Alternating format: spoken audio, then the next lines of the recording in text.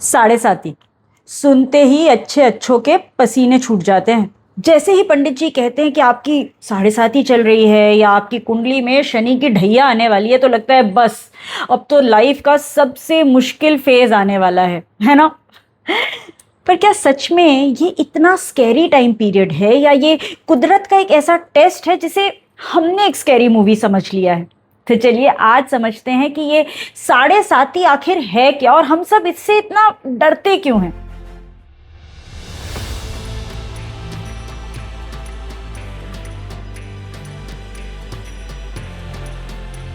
तो शनिदेव जो हैं वो ब्रह्मांड के सबसे धीरे, सबसे स्लो चलने वाले जज हैं। वो हर एक राशि में 2.5 साल तक रुकते हैं। अब कंपैरिजन देने के लिए मैं आपको बताती हूँ कि मून जो है वो हर राशि में ऑलमोस्ट 2.5 दिन रुकते हैं। मर्करी, वीनस, सन ये ऑलमोस्ट 1 महीना रुकते हैं। राहु केतु 18 महीने, मार्स 45 to 60 डेज और जुपिटर ऑलमोस्ट 1 साल, और शनि हर राशि में 2.5 साल तक रुकते हैं, सबसे लंबे समय तक। तो जब शनि देव आपकी राशि से एक घर पहले होते हैं, आपकी राशि में होते हैं और आपकी राशि के एक घर बाद होते हैं, तो ये टाइम पीरियड को हम कहते हैं साढ़े साती। सिंपल भाषा में समझाने के लिए, शनि देव जब आपकी राशि से एक घर पहले होते हैं तो ये होता है प्रेपरेशन टाइम। यहाँ वो रहते हैं 2.5 साल तक, फिर वो आपकी राशि में डायरेक्ट बैठते हैं, जो भी 2.5 साल के लिए होता है, और ये होता है ट्रायल पीरियड। और फिर वो आपकी राशि से बाहर निकल जाते हैं, उसके अगले घर में जाते हैं जहां भी वो 2.5 साल के लिए रहते हैं, और ये होता है क्लेंजिंग, क्लीन अप टाइम। तो ये 2.5 मिलकर बनता है 7.5, और इसे हम कहते हैं शनि की साढ़े साती।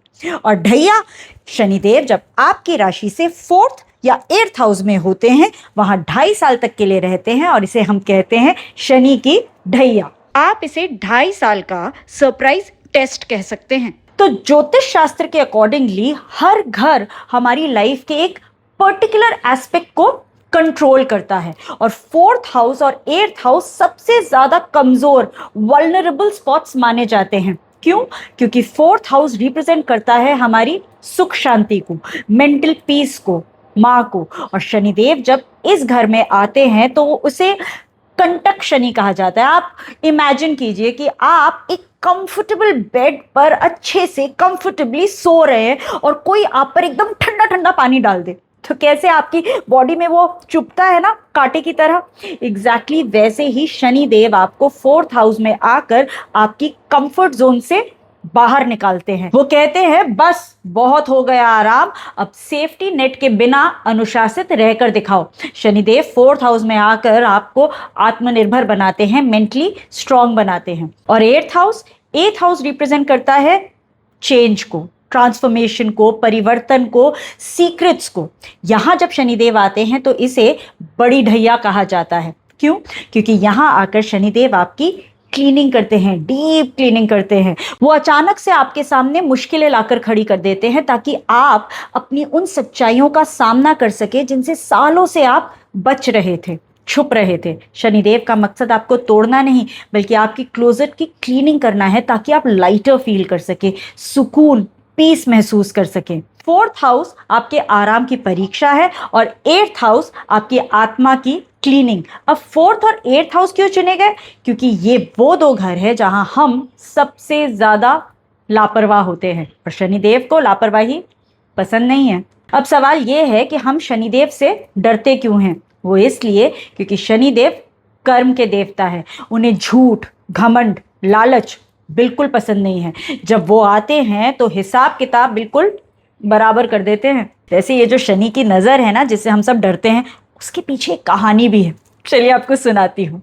तो कहा जाता है कि शनि देव बहुत बड़े भक्त हैं शिव जी के। वो उनकी तपस्या में, उनकी प्रार्थना में इतना लीन रहते हैं कि वो अपनी पत्नी धामिनी को भी टाइम नहीं देते। तो एक बार धामिनी, जिनको हम मंदा भी कहते हैं, वो सज धज के तैयार होकर शनिदेव के सामने आई। और शनिदेव वो तो शिव जी में इतने लीन थे, इतने खोए हुए थे कि उन्होंने धामिनी की तरफ देखा ही नहीं।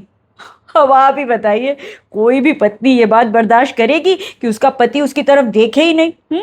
धामिनी बहुत क्रोधित हो गई और उन्होंने शनिदेव को श्राप दे दिया। उन्होंने कहा कि आज के बाद आप जिसको भी डायरेक्ट अपनी नजर से देखेंगे उसका अमंगल होगा। तो शनिदेव वो तो नहीं चाहते कि किसी का बुरा हो, किसी का अमंगल हो, तो उन्होंने हमेशा अपनी नजर को थोड़ा नीचे रखना शुरू कर दिया। हमेशा नीचे देखते हैं, कभी भी किसी को डायरेक्टली नहीं देखते। एक्चुअली वो क्रूर नहीं है, एक्चुअली वो अपनी पत्नी के श्राप से बंधे हुए हैं। वैसे ये जो शनिदेव की नजर है ना, इससे सिर्फ इंसान नहीं, भगवान भी नहीं बच पाए हैं। तो एक बार शनिदेव शिव जी के पास गए और उनसे जाकर बहुत ही प्यार से उन्होंने कहा कि हे प्रभु, कल से आप पर मेरी 7.5 शुरू होने वाली है। शिव जी को लगा कि वो तो देवों के देव हैं, ये शनि उनका क्या बिगाड़ लेंगे। तो उन्होंने अगले दिन ये डिसाइड किया कि वो गंगा जी के नीचे जाकर कीचड़ में छुपकर बैठ जाएंगे। उन्हें लगा कि इस तरह से वो छुप जाएंगे तो शनि उन्हें ढूंढ ही नहीं पाएंगे। पूरा दिन बीतने के बाद जब शिव जी गंगा जी से बाहर आए, उन्होंने शनि को देखा और कहा, बोलो भाई, पूरा दिन निकल गया और तुम्हारा तो मुझ पर कोई असर नहीं हुआ। फिर शनि मुस्कुराए, उन्होंने हाथ जोड़े और विनम्रता से उन्होंने शिव जी से कहा कि आप पूरे ब्रह्मांड के स्वामी हैं, देवों के देव हैं, फिर भी मेरी नज़र के डर से आपको एक पूरा दिन कीचड़ में छुपकर बिताना पड़ा। ये कोई छोटी बात है।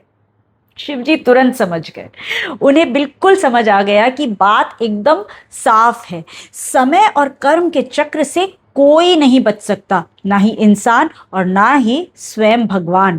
तो ये बात तो हमने कर ली कि शनिदेव की नजर से हम सबको डर क्यों लगता है, पर शनिदेव इतना धीरे धीरे क्यों चलते हैं। तो इसके पीछे जो कहानी है ना, वो रावण से जुड़ी हुई है।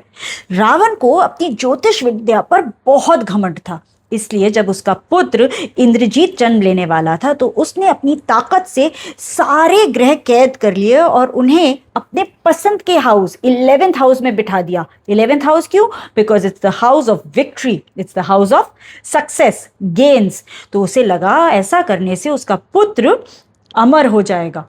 पर शनिदेव को तो अन्याय बिल्कुल पसंद नहीं है। तो शनिदेव ने क्या किया, जैसे ही इंद्रजीत का जन्म हुआ, उन्होंने अपना एक पैर थोड़ा सा स्ट्रेच किया और उसे 12th हाउस में रख दिया। 12th house, the house of exit, the house of loss. उनका ऐसा करने से ग्रह की पूरी चाल ही बदल गई। रावण को पता था कि शनिदेव के ऐसा करने की वजह से अब उसका पुत्र अमर नहीं होगा। उसे बहुत गुस्सा आया और क्रोध में उसने शनिदेव के पैर पर वार कर दिया। उस वार से शनिदेव को जो चोट लगी, उसकी वजह से वो धीरे धीरे लंगड़ा कर चलते हैं। तो देखा आपने, आप चाहे कितने भी ताकतवर हो, कितने भी पावरफुल हो, शनि को कैद नहीं कर सकते। कमिंग बैक टू 7.5, तो 7.5 कोई ऐसी सजा नहीं है, पनिशमेंट नहीं है, ये एक्चुअली एक रिफाइनिंग पीरियड है। जिस तरह से सोना चमकने से पहले आग में तपता है, उसी तरह से शनिदेव हमें तराशते हैं ताकि हम अपने अंदर की क्वालिटीज़ को, हिडन काबिलियत को बाहर ला सकें।